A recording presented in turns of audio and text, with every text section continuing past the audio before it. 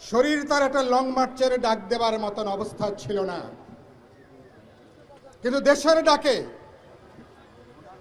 মানুষকে রক্ষা করবার জন্যে গবেষক, চিন্তক, রাজনীতিক অনেকের চেয়ে মৌলানার ভাবনা চিন্তা সবসময় এগিয়ে থাকত।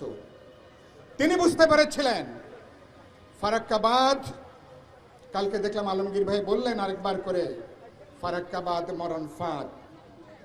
মৌলানা ফারাক্কাবাদকে বাংলাদেশের মরণ ফাঁদ হিসাবে বিবেচনা করে তিনি তার শারীরিক অবস্থা বিবেচনা না করে লং মার্চের ডাক দিয়েছিলেন। লক্ষ লক্ষ মানুষ লং মার্চে তারা অংশ নিয়েছেন। যে মানুষরা লং মার্চে যেতে পারেননি, আমরা যখন কলেজে পড়ি, বিশ্ববিদ্যালয়ে যাব, আমরা সবাই সেই লং মার্চে আমাদের আত্মা, আমাদের মন ছিল, গেঁথে ছিল। মাওলানা বাংলাদেশের মানুষের আত্মাকে তিনি ধারণ করতেন। এই জনপদ যত অসাধারণ মানুষকে জন্ম দিয়েছে, মজলুমি জনতা মাওলানা ভাসানী তার মধ্যে তিনি শীর্ষস্থানীয়। আমাদের স্বাধীনতার স্বপ্ন পুরুষ, আমাদের এই ভূখণ্ডের রাজনৈতিক স্থপতিদের তিনি শিরোধা, তিনি পুরোধা ব্যক্তি। এখানকার মাটি, মানুষ, এখানকার জমিন মাওলানার মতন এত দরদ মমতা দিয়ে খুব কম মানুষ এটাকে বুঝতে পেরেছিলেন। ফারাক্কা লং মার্চের পরে মাওলানার খুব বেশি দিন তিনি বাঁচেননি। ওই বছরেই নভেম্বরে ৭৬ সালে মাওলানা ১৭ নভেম্বর তিনি শেষ নিঃশ্বাস ত্যাগ করেছেন। কিন্তু ওই লং মার্চ, গঙ্গার পানি চুক্তি করবার ব্যাপারে জিয়াউর রহমান সাহেব যখন ক্ষমতায়, এই লং মার্চের প্রেক্ষিতে ভারতকে বাধ্য করা হয়েছিল ফারাক্কার এই পানি চুক্তি স্বাক্ষর করবার জন্য। তারপরে আপনারা জানেন এরপরে ৯৬ সালে আবার ৩০ বছর মেয়াদি আরেকটা চুক্তি হয়েছে। এবছর ডিসেম্বরে ফারাক্কার ৩০ বছরের চুক্তি শেষ হবে।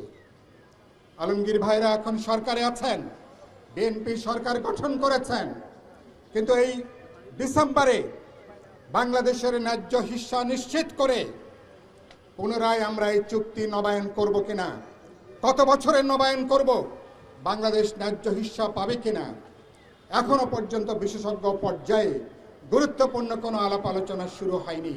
আমি নিশ্চয়ই সরকারের কাছে প্রত্যাশা করব অবিলম্বে যৌথ নদী কমিশন সহ যারা এর সঙ্গে যুক্ত আছেন তাদেরকে যুক্ত করে ডিসেম্বরে বাংলাদেশের জাতীয় স্বার্থ রেখে কিভাবে আমরা নতুনভাবে চুক্তি নবায়ন করব, সেই গুরুত্বপূর্ণ আলোচনা এখন থেকে শুরু করা দরকার। ইতিমধ্যে সরকার, আপনারা সবাই জেনেছেন, আমরা পদ্মা ব্যারেজের ব্যাপারে একটা ঐতিহাসিক সিদ্ধান্ত হয়েছে। আমি নিশ্চয়ই বিপ্লবী ওয়ার্কার্স পার্টির দিক থেকে এই সিদ্ধান্তকে আমরা স্বাগত জানাই। এটা অনেক বছর ধরে আলাপ আলোচনা চলছিল।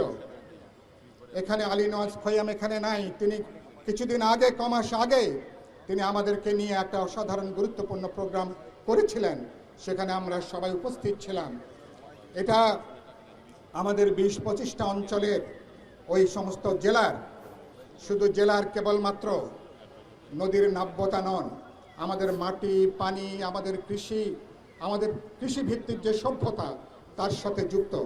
কেবল আমি উল্লেখ করব, ইতিমধ্যেই বিএনপির এই নীতিগতভাবে সিদ্ধান্ত এথনেকে নেওয়ার পরে বিভিন্ন গবেষক, পরিবেশবাদীরা অনেকে তারা বলছেন উপযুক্তভাবে পরিবেশ সমীক্ষা এখনো পর্যন্ত শেষ হয় নাই।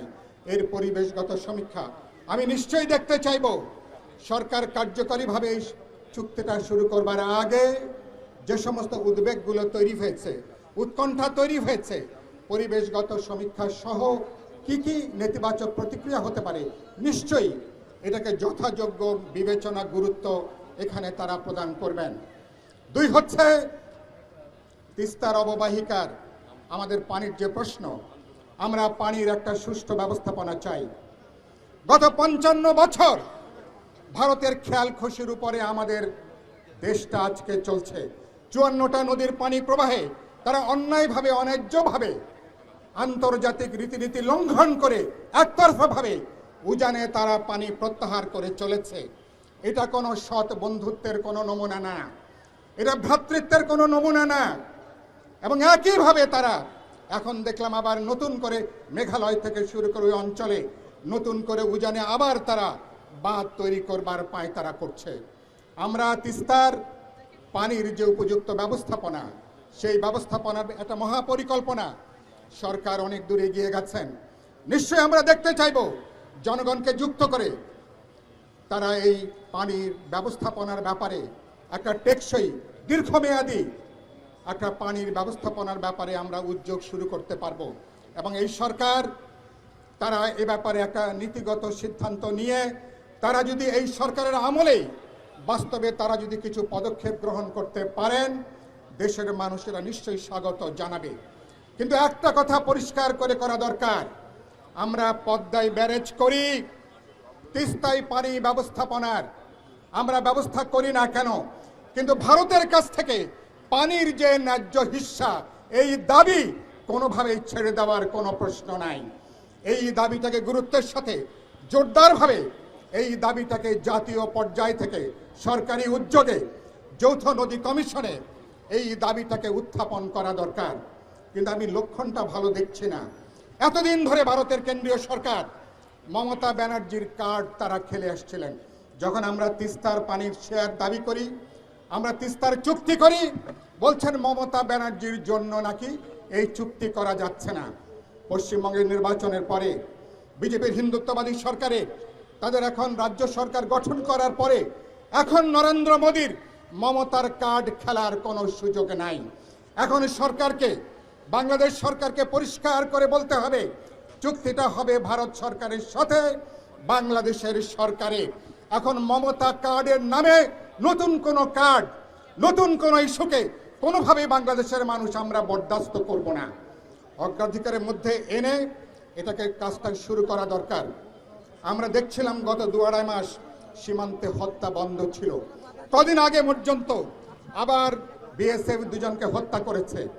এবং আমাদের এই নতুন করে 4200 যে কিলোমিটার ভারতের কাঁটাতারের বেড়া, যেসব জায়গায় বেড়া দেওয়া বাকি রেখেছে, নতুন করে আবার কাঁটাতারের তারা উদ্যোগে নিয়েছে। তো আপনি এমন এক প্রতিবেশীর সঙ্গে আমাদের বসবাস, যেই প্রতিবেশী চারদিকে কাঁটাতারের বেড়া দিয়ে আমাকে ঘেরাও করে রাখছে। আমরা পরিষ্কার করে বলতে চাই, আমার ঘরে যদি আগুন জ্বলে আপনার ঘর কিন্তু নিরাপদ থাকবে না। আমার নিরাপত্তা যদি হুমকির মধ্যে পড়ে আপনার নিরাপত্তাও নিশ্চয়ই এটাও কিন্তু বিপন্ন হবার ঝুঁকি থাকবে।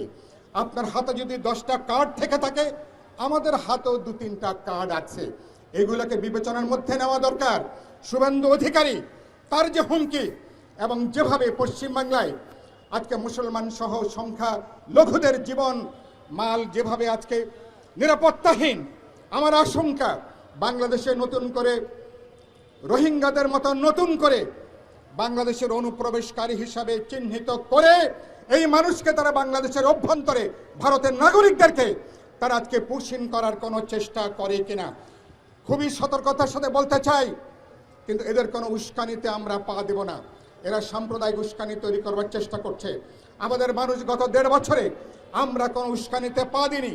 আমরা শুভেন্দু অধিকারী বলি আর নরেন্দ্র মোদীর বিজেপি সরকার বলি, ওদের কোনো সাম্প্রদায়িক উস্কানিতে বাংলাদেশের মানুষ আমরা পা দেব না। ভারতের সাথে আমরা শান্তি চাই, ভারতের সাথে আমরা বন্ধুত্ব, মর্যাদা, দ্বিপাক্ষিক সম্পর্কের ভিত্তিতে যাবতীয় অমীমাংসিত সমস্যাগুলোর আমরা সমাধান করতে চাই। কিন্তু নত যেন পররাষ্ট্রনীতি গত 1.5 দশকে যেটা অনুসরণ করে এসছে, বলছে না দিল্লি আছে তো আমরা আছি, আমরা আছি তো দিল্লি আছি। এই নত জানু বশ্যতা শিকারের যে ডিপ্লোম্যাসি, সেখান থেকে বিএনপি নিশ্চয়ই বেরিয়ে আসবে। আমরা চোখে চোখ রেখে কথা বলবো, আমরা নিজের মাজার উপরে দাঁড়াবো, জাতীয় স্বার্থকে অগ্রাধিকারে রেখে আমরা ভারতের সাথে আমরা বন্ধুত্বের সম্পর্ক চাই জাতীয় স্বার্থের মর্যাদার ভিত্তিতে। আশা করি বিএনপি সরকার মাওলানার যে পথ অনুসরণ করে তিনি আমাদেরকে আত্মমর্যাদা সম্পন্ন জনগোষ্ঠী হিসাবে যেভাবে তিনি আমাদেরকে দাঁড় করিয়েছেন, নতুনভাবে বাংলাদেশের মানুষ রাজনৈতিক প্রশ্নে বিরোধ থাকবে, বিতর্ক থাকবে, জাতীয় স্বার্থের প্রশ্নে 20 কোটি মানুষের নতুন করে আমাদের ঐক্য গড়ে তুলতে হবে। এবং এই ঐক্যটাই হবে আমাদের জাতীয় স্বার্থ পানির হিস্সা বলি, সীমান্ত হত্যা বন্ধ বলি, আমাদের মর্যাদা প্রতিষ্ঠা করার সবচেয়ে বড় উপায়। আমি আশা করি আমাদের জনগণ সে পথে যাবে এবং আমরা বাংলাদেশকে রক্ষা করব, বাংলাদেশের জনগণকে রক্ষা করব, বাংলাদেশের গণতান্ত্রিক ভবিষ্যৎকে আমরা রক্ষা করব। আপনাদের সবাইকে সালাম, শুভেচ্ছা, অভিবাদন জানিয়ে মজলুম জনতা